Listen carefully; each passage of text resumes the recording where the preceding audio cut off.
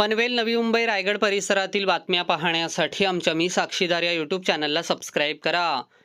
मसाजच्या नावाखाली सुरू असलेल्या वेश्या व्यवसायातून 3 महिलांची गुन्हे शाखेतील पोलिसांनी सुटका केली.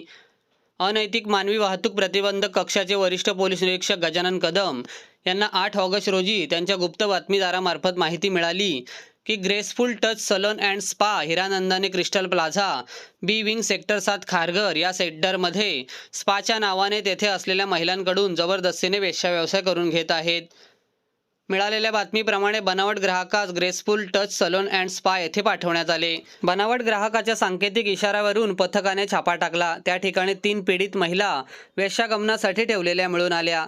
स्पा मॅनेजर आरिफ अजीज मंसुरी याने बनावट ग्राहकास पीडित महिला दाखवून वेश्यागमनाचा मोबदला म्हणून 5,000 रुपये स्वीकारले.